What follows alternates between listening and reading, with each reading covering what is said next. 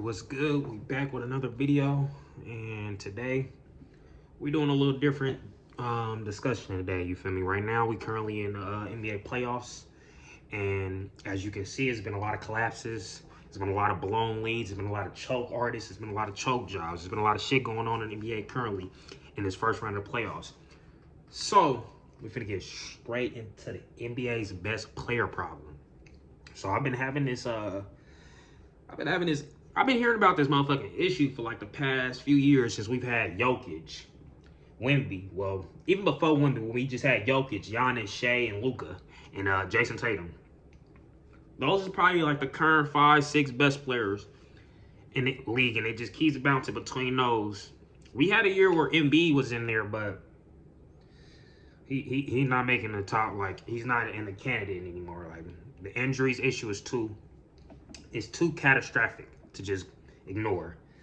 But the first issue really of the NBA really is everybody's so analytic based. Like, that's why predominantly players like Jokic and Luka are so well loved, because the NBA has been pushing the offense and these analytics, and you feel me? Oh, he averages a triple double. Now everybody averages a triple double. He averages his analytics say this, his PER. All that's cool in the regular season. All that statistic shit chasing is cool in the regular season. Same with Joe Mazzulla. Chasing the 3-ball is cool in the regular season. But once you get to the playoffs and teams start literally watching how you play and scheme specifically for that, and literally go like in the playoffs, I mean in the regular season, you get away with shooting a bunch of threes. You get away with a couple costly turnovers or certain things. But once you get to the playoffs, everything tighten up. So I think that whole analytic issue, when you see, oh, he's the most offensive scoring player, like, you feel me? The NBA has become so offensive orientated. It's not that. It's like everybody's an offensive player, offensive scorer, you feel me, to a certain extent. So you don't need that one player to do everything on offense anymore. You feel me? So I don't need my center to be averaging triple-double. It just doesn't benefit me when I could get a guard to do the same thing. You not do the same thing, but do a guard to bring the ball up the court and average a higher amount of assists. You know what I'm saying? It just, I'd rather, like, we got to go back to roles in the sport. We got to go back to roles. But the second issue I've really noticed, other than the analytics, is like we don't have any criteria on how we, you feel me? We don't have a criteria on how we measure the best player, like a set criteria. Unless we go over the past, when we looked at, when you had Magic Johnson and, I'm going to go only to Magic Johnson and Larry Bird's era. We had the Magic Johnson and Larry Bird, and they were considered the best. You had to get winning done. It wasn't always stats. It was getting win. You had to be a winner. You feel me? You had to be a winner. You had to perform to a certain extent. You know what I'm saying? But after we moved past Larry Bird and Magic Johnson for their criteria, because back then it was only a handful of players you could really even say to even consider the best player. So let's move a little bit further into the Michael Jordan era, when he was considered the best. And it seemed like every time we've had an era, it's naturally been handed off. Like Magic Johnson and Larry Bird, Matt just handed it all to Jordan. Jordan handed it off to Kobe. And then Kobe handed it off to LeBron. LeBron hasn't had anybody to hand it off to. And my thing is, if LeBron were to retire, the only person LeBron can hand it to is Curry. But Curry's already, like, he's been in the league long enough to, like, say, you feel me, he battled with LeBron. So we need somebody that's like Wemby right now is damn near, like, LeBron is damn near finna pass this nigga the pedestal, the motherfucking, he's damn near finna pass the nigga the flame and say, carry this bitch to the big fire, you feel me, and set that bitch ablaze or whatever they fucking do. You feel me? But he's damn near finna hand that nigga the flame. But right now we've been going through this dilemma of motherfucking Giannis. When Giannis had that era where he had all the MVPs, Defensive Player of the Years, and he got a championship. But then the thing is, he haven't been back to the finals. And if you don't go back to the finals, it seems as if it was a fluke. So Winning is really, you have to win. Even though it hurts to say KD is motherfucking, like, even though KD got some fugazi rings, he got the rings, though. You have to get the rings. So, Giannis was on trajectory, but he started heading downhill. So, you feel me? He doesn't have the, you can't hand Giannis the, what's it called, the flame.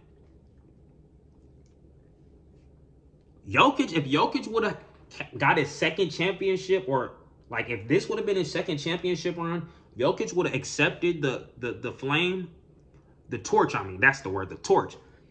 He would have accepted the torch from Bron. Like when Bron retired, he would have been able to perfectly hand him the torch, and everybody would have looked at him as the best player. But what it looks like is you can't be the best player if you don't play defense. This whole Joker, Luka archetype is an analytic. They're an analytic king. I'm gonna say that. I'm gonna tell you why. They get the stats, but they not only do they get the stats, but they're also unathletic to a certain extent. And I'm gonna say unathletic because being unathletic does hurt you. Being moving slower footed, not as springy, not as quick, not as a fast twitch, because that it's a hindrance when you gotta consider the best player in the world. So, are they athletically dominant? Are they just, they're mostly offensive forces, and you can't be one-sided. They're one-sided. Joker and Luka are one-sided, so they can't be considered the best player.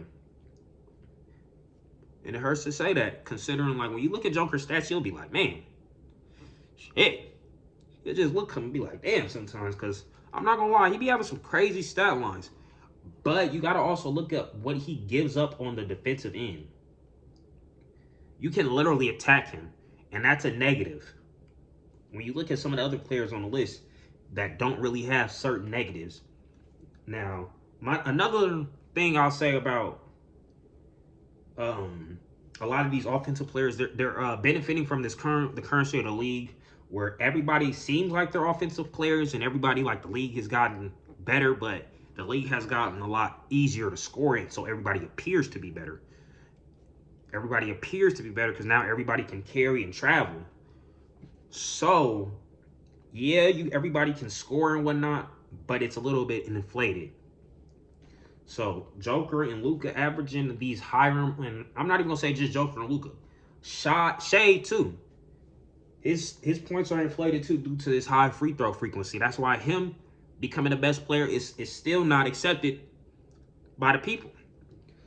That's the reason for Shai. We already went over the reasons for Joker and Luka. Now, Wemby is too early to even make that assessment. Currently, it's too early to make the assessment because we have, like, he's still young and he has to have a dominant playoff series. He's in the argument, but once he has that dominant playoff moment, gets his first ring, we got to see, is it a fluke or can he do it again? And that's where it really takes to really hold, like, say, okay, plant your feet. Curry got one, but once he got a couple, we have to look at him and be like, okay. You know what I'm saying? So, let's go over Jason Tatum.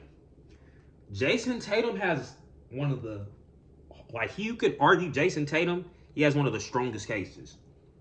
And I'm going to tell you why. He's probably one of the most versatile players in the NBA. It's almost nothing Jason Tatum can't do. You can slide Jason Tatum next to anybody. Perfect. He'll fit perfect with damn near anybody. The reason why you can't give it to Jason Tatum, though, is he goes up and down too much. He goes up and down too much. He relies on the three ball. And I personally don't know if it's Joe Mazzulla forcing this three ball down his throat or if this is him. But we need Jason Tatum to only shoot 5 threes a game at max. At max. I don't want you shooting more than 5 ever. I don't give a fuck if you shoot 5 for 5. Drive the ball. Simple, bruh. Just drive the ball. Like, bruh. Jason Tatum could be one of the, he could be the best player if he just knew how to had a better shot IQ. He'd be taking a lot of contested threes. But the ability to play off ball like Jason Tatum and be versatile, he's a great rebounder, can pass the ball, could shoot. He doesn't have specifically a hole in his game other than his IQ. And I don't know if it's because of Joe Mazzulla or Jason Tatum. I really don't. Like, you could point at almost everybody and point out a hole. Joker's defense. You know what I'm saying? And the fact that there's no centers in the league, so he's able to, like, look even better off the fact that the centers that's in the league, he's way bigger than everybody, taller and stronger than everybody. And the thing for Giannis is he has holes in his game. You need to pair Giannis with a finisher. Like, you need to pair Giannis with somebody who can finish. Like, you need to pair Giannis with somebody who, not a finisher, a closer. Because he doesn't have a go-to shot. He's just giving me the ball and I'm going to drive every time. Now, Shai has a strong case, but he does a lot of flailing and a lot of flopping. And it kind of hurts his case in a sense if he didn't flail so much and flop. Because you can't be considered the best player if that's how you get your buckets. Because he also plays defense. Like, he also plays defense. It's not like, oh, he only scoring, he doesn't do this. His biggest issue is the flailing and the complaining and the what's it called. But once he gets that best player mentality, he can take the next step and be the best player and be the face in the NBA. Honestly. But how do these current best players measure up to the last past candidates? So, if we look at let's go to Magic Johnson there. If we look at it's like the 80s. Look at the 80s. Yeah, Magic Johnson, Michael Jordan, or he came 84. Magic Johnson, Larry Bird, Kareem Abdul-Jabbar, I think Moses. I don't know, but that's probably like the top 4 or 5 that was arguing for the #1 spot, and it was clear who the 3 were: Jordan, Magic, and Bird. They were the ones arguing for the spot. It was really clear who the 2 were: Magic and Bird. So then you go to the next era after that, or the era before that. I mean, with the 70s, clear best player Kareem Abdul-Jabbar. Prior to that, you had the 2 best players in Wilt and Bill Russell. And the reason why I'm going over the current those best players is because you had people below, but you had the 2 dominant who were mostly fighting, and that was mostly in the beginning. Then once you got towards the Michael Jordan era, we had final Michael Jordan, best player. Then he handed the torch to Kobe, best player. Handed the torch to LeBron. But of course, there were people in between, but those were essentially the best players. And like during the you had Kobe and Tim Duncan, and see the talent was always there, but it was always somebody who you could always point to and say they are the best player. Like, even when LeBron got reigned as considered the best player, it was still people around who you can argue, but we all knew LeBron was the best player. You know what I'm saying? Now, everybody has an arguable moment at some point.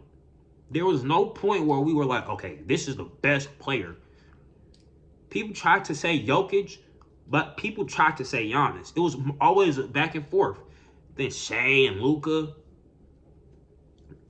And then even at some points, people were even saying LeBron. So right now, I got to say that when LeBron retires, the NBA is going to have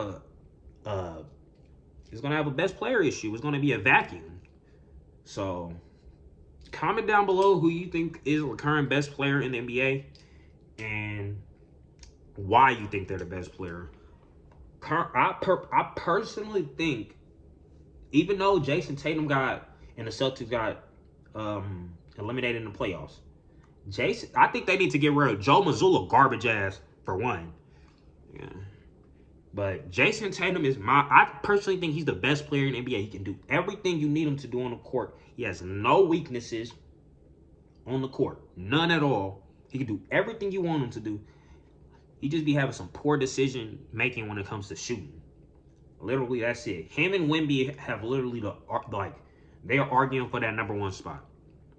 But comment down below, like, subscribe, and If you have any questions, comment them down below. If you want my opinion on who I think is gonna be in the finals, comment down below. But start the NBA comment section. Start the NBA debate down below, and I'll see y'all next video.